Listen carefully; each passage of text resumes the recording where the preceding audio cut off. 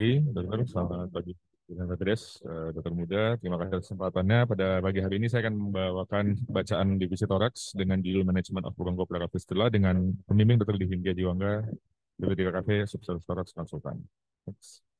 Baik, secara definisi, bronchopleurovisal itu disebutkan sebagai sebuah sinus tract yang menghubungkan bronkus dengan rongga pleura. Nah, untuk klasifikasinya ada dua, ada yang sentral, ada perifer. Sentral itu adalah fistula itu menghubungkan antara pleura dengan trakea atau traktus trakeobronchial. Sedangkan perifer itu fistulanya antara pleura dengan saluran nafas distal sampai bronchosegmental ataupun parenkim paru. Etiologinya sendiri yang paling banyak ditemukan pada BPF ini adalah komplikasi dari pasca operasi reseksi paru, di mana pneumonektomi itu bisa sampai 8,6% yang kanan, 2,3%, lobektomi dan segmentektomi juga menyumbang komplikasi tersebut. Untuk yang lainnya, next. Bisa juga terjadi oleh karena infeksi paru seperti pneumonia, TB, abses, ataupun infeksi JAMO.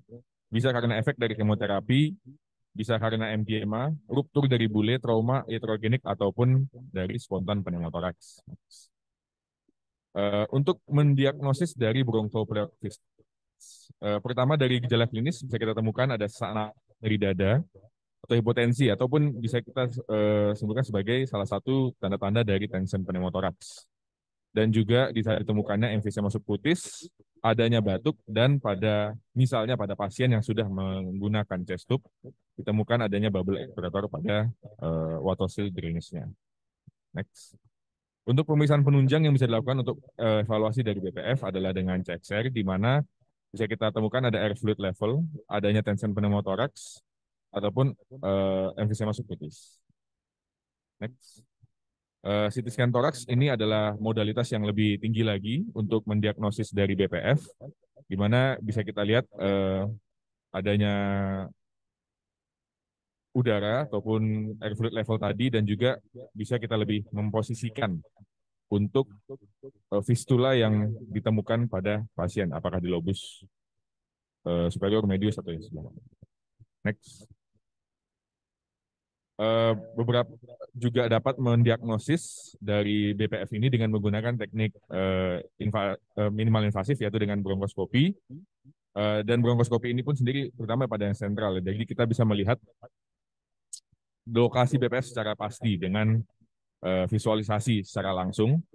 Dan biasanya untuk memastikannya itu dilakukan washing sehingga muncul continuous bubble-nya. Juga bisa dengan bronkoskopi ini, dan tidak hanya diagnostik tapi bisa juga dengan terapeutik.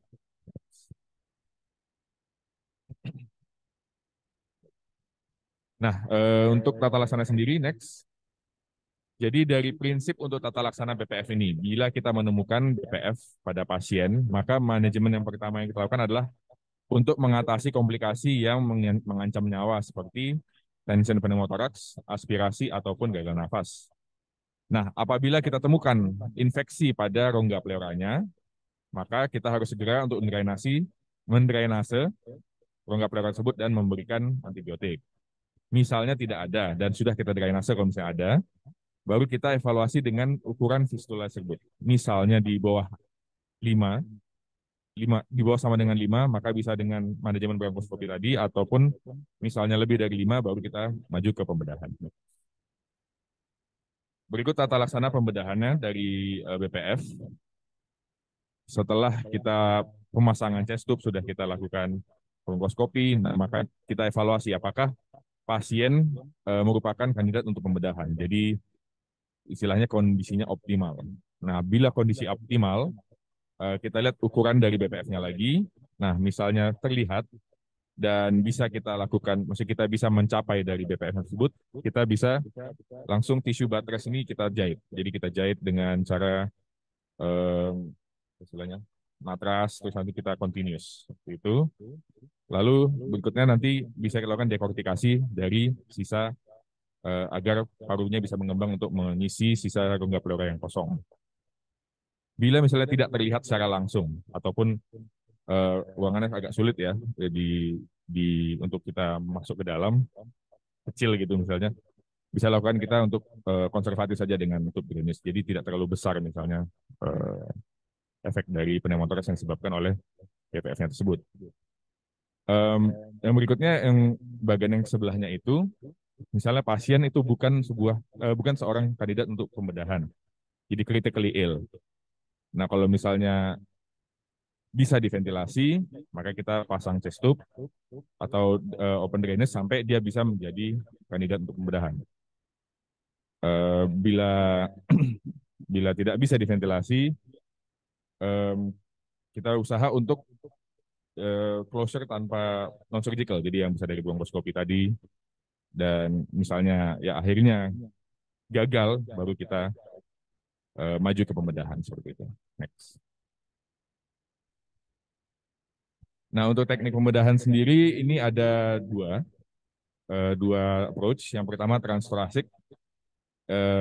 Biasanya ini untuk yang setelah adanya komplikasi setelah reseksi paru ya, jadi insisinya melalui garis pembedahan sebelumnya, diseksi bronkialnya sampai karina, tutup dengan muscle flap atau omentum, dan lalu rongga toraksnya itu kita istilahnya kita obliterasi agar bisa mengisi. Lalu yang berikutnya, yang approach kedua yang setelahnya itu adalah transternal atau transperikard. Misalnya kita tidak mencapai BPF melalui transthoracic, misalnya BPF-nya terlalu dekat ke karina ya. Nah, juga hidung bernapas sama pendek ataupun operasi sudah beberapa kali gagal. Next. Berikut pembedahan transthoracic. Ini jadi secara teknik kita insisi sesuai kalau misalnya komplikasi dari reseksi paru yang sebelumnya, kita insisi pada insisi sebelumnya, kita buka, terus terlihat misalnya secara langsung BPF-nya, nanti kita jahitkan. Jadi misalnya kita tutup bronkusnya itu yang setelah kita diseksi, kita temukan, kita tutup dengan jahitan non-absorbable monofilament suture yang digambar di bawah sebelah B. Next. Nah, setelah kita udah menjahit, kita lakukan istilahnya untuk mengamankan lagi. Maksudnya kan sebenarnya sudah operasi dengan pneumotomi atau segmentomi atau lobektomi segala macam, tapi masih ada bronchofestual, sudah kita tutup lagi, kita tambah istilahnya pengaman berikutnya ya dengan flap. Nah, flapnya ini nanti kita ambil biasanya ini dari musculus latissimus dorsi atau serratus anterior, di mana nanti muskulusnya ini setelah kita preservasi, kita masukkan melalui ke rongga toraks, lalu kita jahitkan untuk menutupi seluruh bronkus yang menyebabkan BPF tadi, sehingga sebagai pengaman keduanya lagi. Next. Nah, setelah kita sudah bisa menutup seluruh fistel dengan otot tadi, dengan flap tadi, lakukan debrideman, dari rongga pleuranya, dari bahan-bahan yang mungkin yang selaf atau apapun yang ada di dalam rongga pleura agar bersih, dan kita berikan beberapa teknik ada memberikan cairan antibiotik agar kavitas pleuranya itu bisa terobliterasi dan bisa tidak ada rongga kosong yang diisi oleh cairan kembali.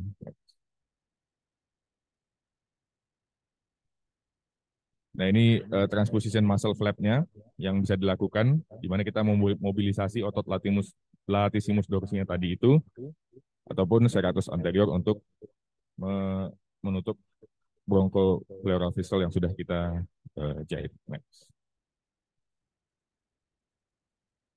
Nah, ini untuk pasien-pasien misalnya kita temukan dengan BPF-nya ukurannya cukup besar, lebih dari 8 mili, kondisinya yang tidak stabil, BPF-nya itu muncul setelah pneumotomi yang lama, lebih dari 14 hari, dan tata laksana BPF belum gagal, itu kita bisa lakukan open window thoracostomy. Next. Di mana kita lakukan insisi dengan desain seperti H, ini H berbentuk H, terus lalu kita reseksi kostanya sekitar 1-2 kosta. Nah, lalu preservasi muscle-nya, kita debridement semua kavitasnya, kita visualisasi, kita pastikan bisa menutup untuk BPF-nya. Lalu berikutnya. Nah, ini. Jadi kulit dan jadi setelah kita reseksi kostanya itu, kulit sesuai dengan insisinya yang H tadi, itu kita jahitkan ke dalam, ke parietal pleuranya. Dengan harapan akan tumbuh granulasi yang akan mengisi rongga pleuranya. Jadi sudah bisa mengevakuasi cairan yang timbul dari pleura, yang timbul pada rongga pleura dan juga menimbulkan granulasi sehingga mengisi rongga kosong yang ada. Gitu. Next. Nah ini pembedahan transternal yang tadi apabila transtorakal tidak bisa mencapai. Jadi ini kita visualisasi dari bronkusnya melalui sternotomi. Next. Nah ini pada transternal approach ini, misalnya untuk bronkus yang bronchial stem terlalu pendek, jadi kita jahitkan melalui akses di balik SVC ya, SVC dan gelombang arteri itu, aorta.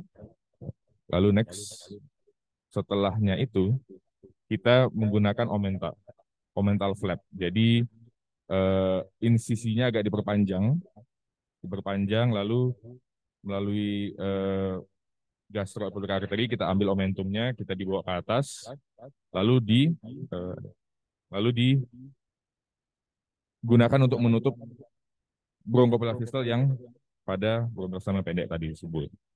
Next.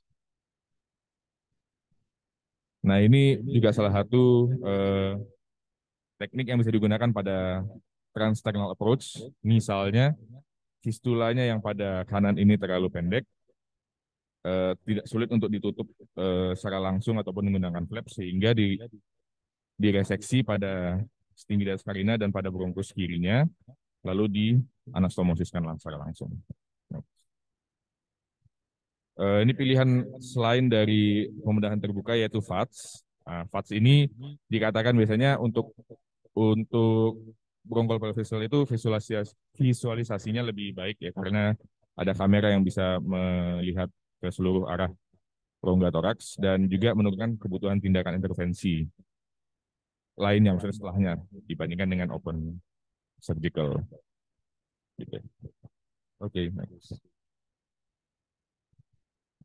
Nah ini tadi yang saya sebutkan sebagai salah satu treatment menggunakan bronkoskopi. Jadi sekarang itu ada beberapa tindakan untuk menutup bronchopelvic dengan beberapa device. Ada yang menggunakan amplatzer, ada yang bisa pakai endobronchial valve, bisa pakai glue, ada juga menggunakan plug. Next. Kesimpulannya, next. BPF merupakan suatu sinus tract menghubungkan bronkus dengan rongga pleura, terbagi atas tipe sentral perifer. Penyebabnya bisa berbagai macam, terutama paling banyak adalah pasca reseksi paru, komplikasi. Diagnosis berdasarkan klinis, radiologis, bisa menggunakan bronkoskopi. Untuk penanganannya adalah mentata laksana kegawatan yang mengancam nyawa, drainase dari cairan pleura, penutupan fistel, dan juga obliterasi rongga pleura yang sudah tersisa. Nah, untuk tata laksana sendiri, bisa dua approach dari transternal atau transtorakal, bisa menggunakan VATS ataupun endobronchial. Sekian dari bacaan saya. Terima kasih. Ya, terima kasih Dr. Adis. Aku rasa ini topik yang sudah kita bicarakan berulang-ulang dan kasusnya juga cukup banyak. Jadi saya rasa kalian yang sudah pernah lewat rotasi toraks sudah tahu lah ini gimana cara operasinya, terus bagaimana metode pendekatannya, kapan timing operasinya. Nah, yang kita bicarakan di sini lebih ke arah mungkin praktisnya aja ya, bagaimana cara melakukannya. Karena kalian nanti begitu sudah dapat pasien dengan misalkan spontan pneumotoraks atau dia post reseksi paru terus itu menjadi suatu air containing atau pneumotoraks terus nggak bisa nutup, ada pistol yang cukup aktif sehingga kamu harus masuk lagi. Nah, apa yang harus kamu lakukan gitu. Jadi tadi udah jelaskan, poin pertama adalah dia ada tipe sentral, ada tipe yang perifer. Ada tipe yang dia itu tracheobronchial itu defect, ada yang tipenya dia itu di pleurokutan defect. Jadi yang biasa kita lakukan kalau kita VATS, terus habis itu kita masuk, lalu kita melakukan stapling, itu adalah tipe yang perifer. Yang dia fistalnya ada di parenkim paru, ada di level-level alveolus atau mungkin di ya parenkim paru. Nah, sedangkan kalau misalkan kamu post reseksi paru, lobektomi, anemektomi, terus terjadi suatu kebocoran yang cukup besar, biasanya besar tuh, karena dia levelnya adalah tracheobronchial. Nah, ini kamu harus hati-hati dalam hal menutup. Nggak bisa lagi kamu hanya sekedar jahit. Kamu harus melakukan buttressing yang dikatakan tadi itu. Nah, buttressingnya menggunakan apa? Kamu harus menggunakan apa jaringan sekitar situ yang bisa kamu tutupkan ke situ dan dia cukup sehat jaringannya. Biasanya kita menggunakan muscle. Muscle-nya itu adalah LD atau 100 anterior. Tapi problemnya adalah orang-orang seperti ini, apalagi TB, itu kurus. Nah, kalau dia kurus, maka kamu harus cari cara lain. Gimana caranya? Supaya dia bisa keluar dari rumah sakit, dia bisa selesai permasalahan ini dengan apa namanya tanpa tanpa ada komplikasi gitu ya. Kamu bisa tutup dengan momentum, tapi kita emang terus terang jarang melakukan karena kita masih punya modalitas lain selain itu. Atau yang agak sedikit sebenarnya terkesan agak sedikit gambling gitu ya, itu adalah membuat suatu target window atau thoracic window tadi itu.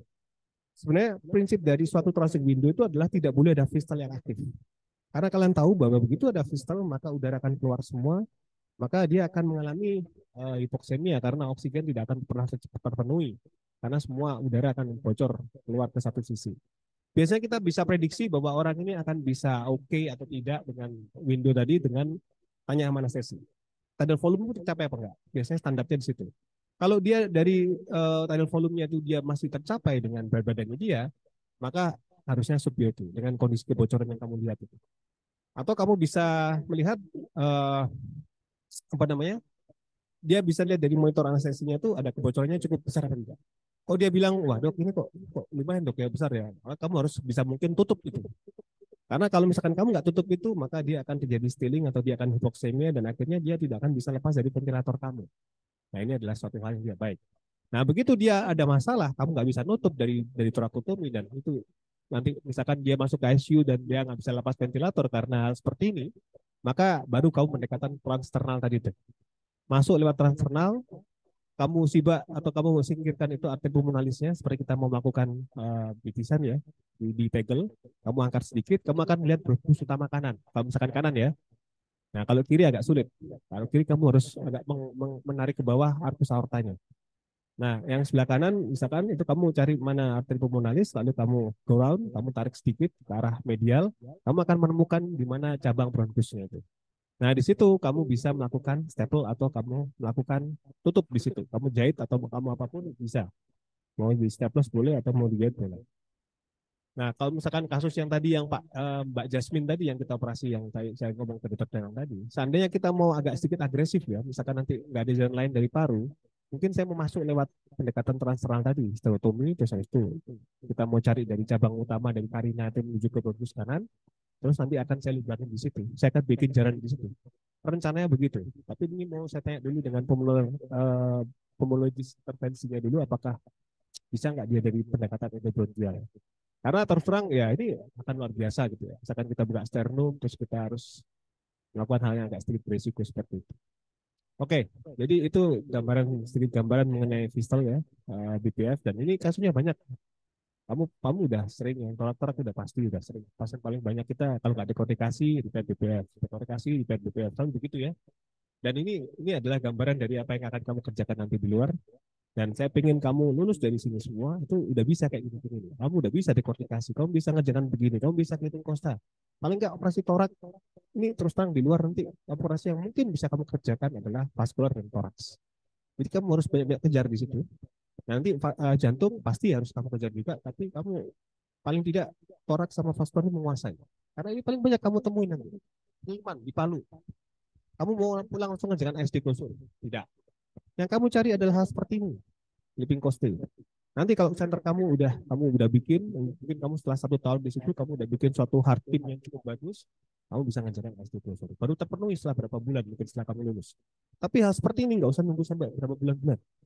Kamu tinggal dapat pasiennya, kamu bisa terakotomi, tidak harus VATS. Ya, sekali lagi, VATS itu hanya modality, bukan suatu keharusan. Kamu tinggal buka toraksnya dia, kamu cari di mana bocornya, kamu jahit itu. Begitu kamu gagal, kamu cari pendekatan lain. Mungkin perlu butter sim, atau mungkin perlu seperti tadi itu ya, asal punya gergaji sterling. Gitu. Atau kamu bikin window. Sehingga ini dia window itu harapannya apa? Dia dibikin jaringan fibrotik yang akan jalan perlahan. Jadi penyembuhan itu akan dibiarkan perlahan. Asalkan si pasien itu tolerance dengan kebocoran itu. Nah, untuk tahu toleransi atau tidak, kamu tanya anestesinya tadi tuh. Tadi volume tercapai atau tidak.